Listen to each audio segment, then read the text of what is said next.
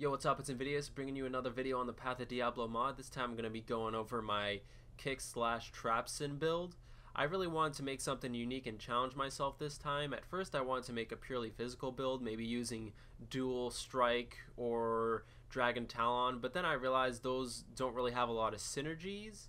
So I was trying to decide where to put the rest of my points. Let me just go over the skill trees now. So I maxed out dragon talon, and then I maxed out Venom, and I'm using Burst of Speed rather than Fade because I already got almost max resistances.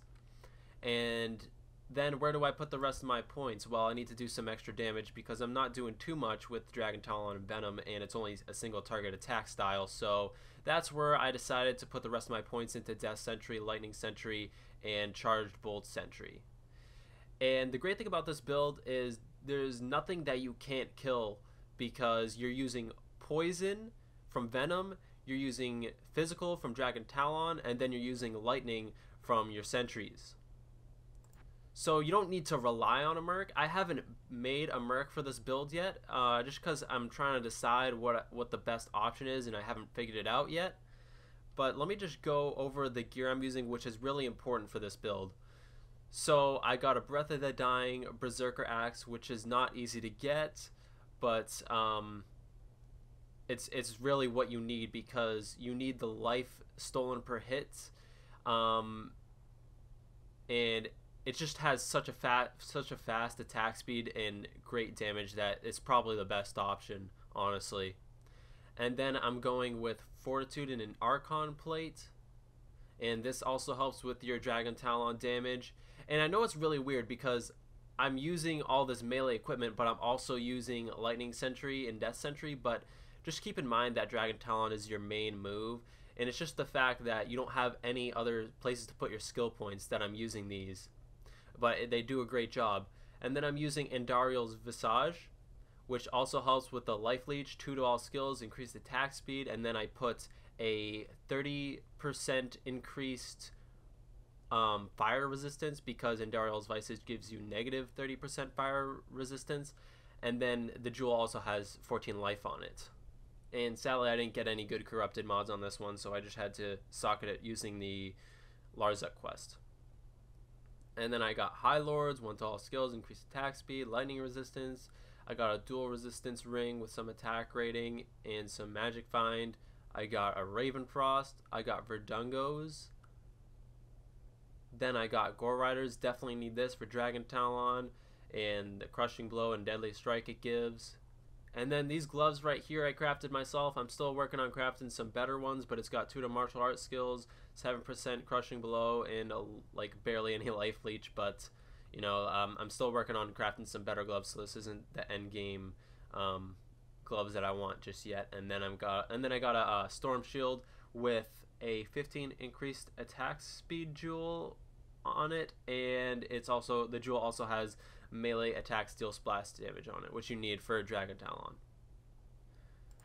And then I got, let me just go over my charms here. So I got a torch, obviously. I don't have an anti yet, but you really need to rely on these fire resistance charms for the gear I'm using, at least, because without these I'm really not getting that much fire resistance. But it's not really a big deal. You definitely don't want to have to use Fade because increased attack speed really helps with your damage output. And then I'm still working on getting some better charms here, but yeah, I definitely had to rely on getting some fire resistance charms for this build. And then for my stats right here, my attributes, just obviously enough strength to wear your gear, and then enough dexterity to get max block. But actually I've kind of fucked up because I had a dexterity charm in my inventory or something when I was trying to get max block, and I didn't notice, and now I'm not using that dexterity charm. But just try to get max block and then put the rest into vitality. So let's go kill some stuff now. I'm just going to be doing a chaos run, so I put on Burst of Speed, I put on Venom, I throw down some traps, and then I start hitting these guys with my Dragon Talon.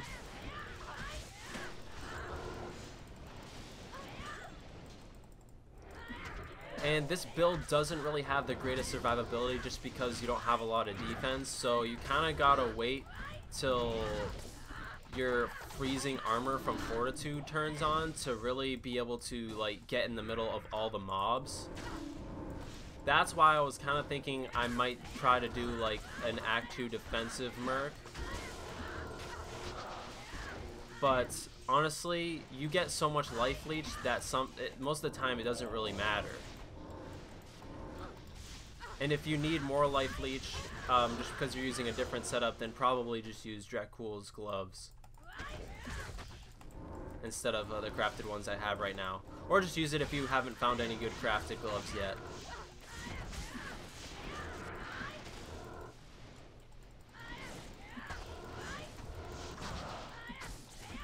So getting to Crabify cast on you kind of sucks, but usually you have the lightning traps going, so it's not that big of a blow to your kill speed.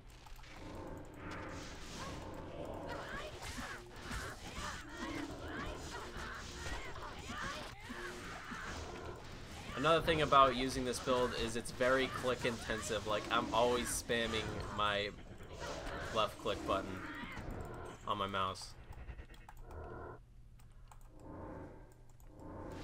Just because Dragon Talon is like a single monster attack, unlike something like Zeal, where you can just like hold it down and it attacks all the monsters around you like evenly. Which honestly, that's how I wish Dragon Talon worked, but unfortunately that's not how it works.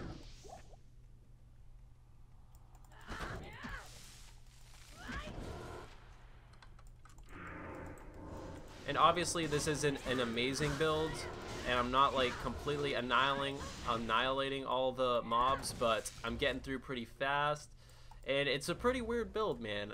I'm surprised this works the way it does.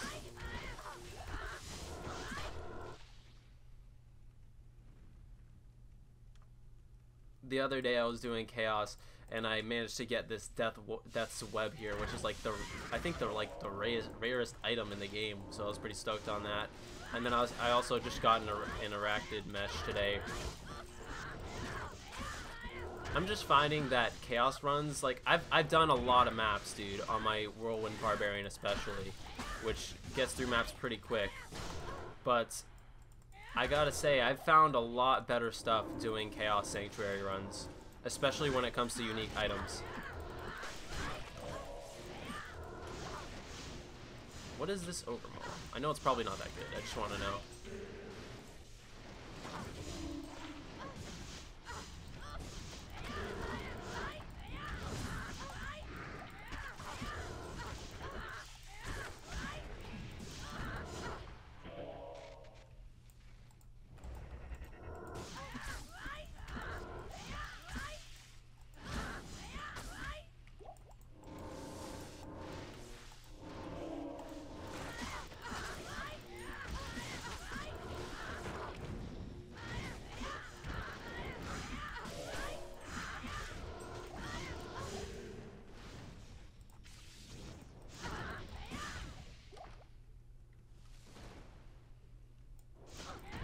So on average, getting through Chaos Sanctuary on this build takes me around like 3 to 4 minutes.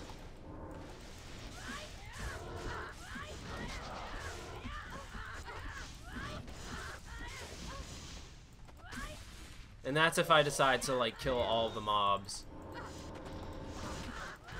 instead of just hitting the seals so I can kill Diablo. Spired Helm. I'm pretty sure this is like Valkyrie Wing or something. I'm getting pretty lucky with the drops today.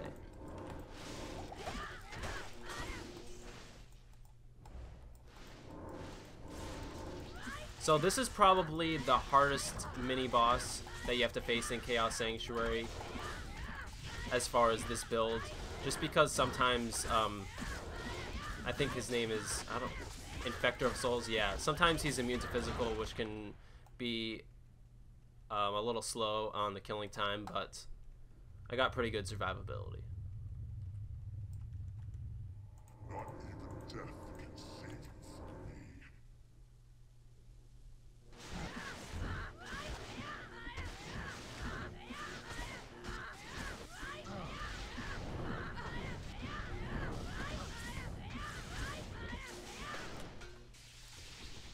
Gauntlets.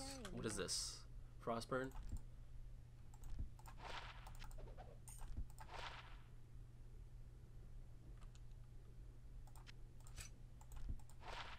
Yep.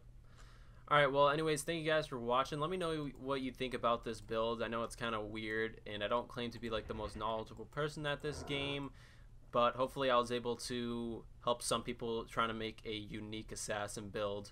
If you have any suggestions about the build, then I'm definitely open to them. So just let me know in the comments what you think, and stay subscribed for some more Path of Diablo content. And I'll see you guys later in my next video if you are subscribed. Peace.